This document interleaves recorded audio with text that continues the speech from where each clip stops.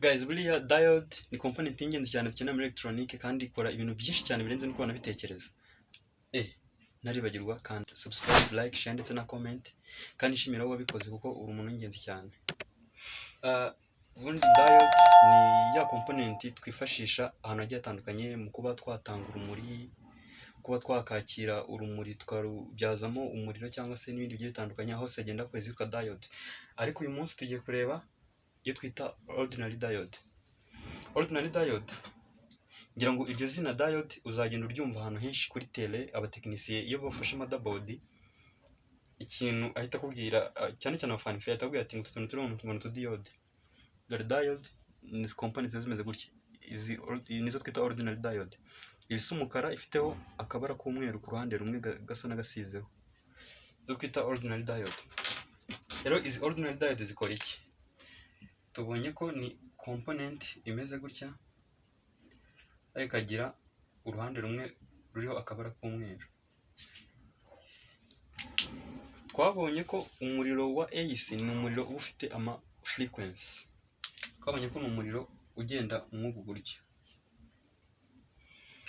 Rero iyi diode yacu igira icyo twita terminals cyangwa se izi mpera zayo nizo twita amatamino.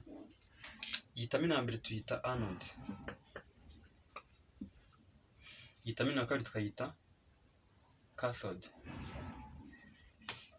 tuyita cathode.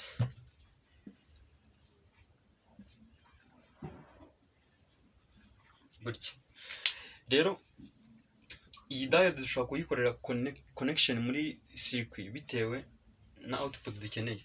Nababwiye ko diode ni imwe muri active component, ni za active zishobora kwamplify signal cyangwa zikaba zafata signal zikayihindura mu bundi buryo.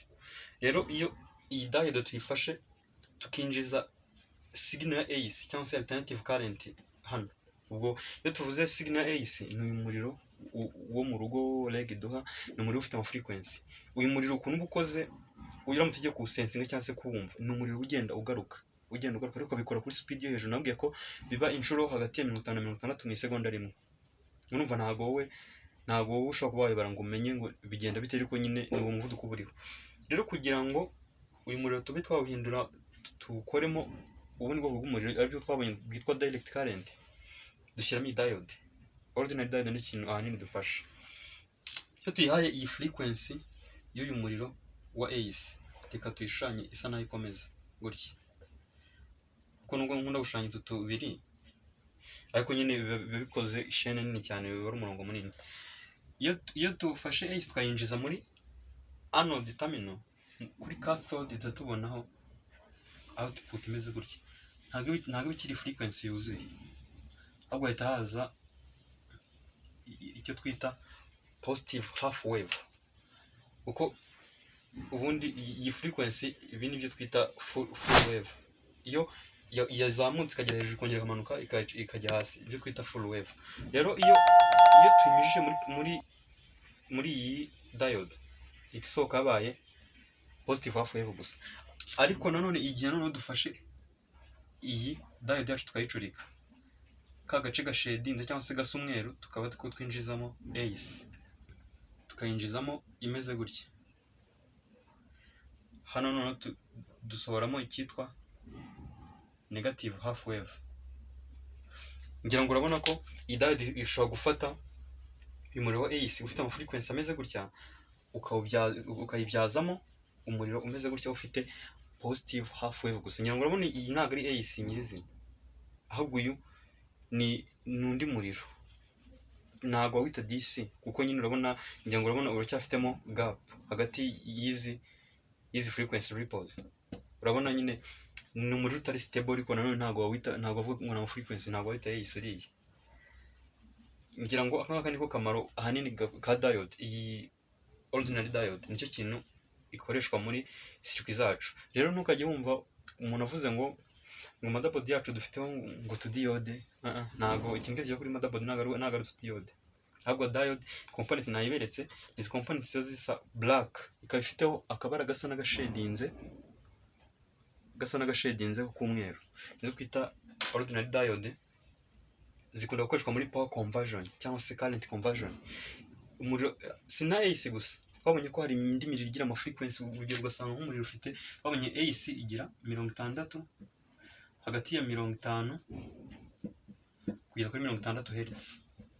Twabonye ko hari n'imiriro ishobora kugira hagati y'igihumbi Hz n'igihumbi na 500 Hz.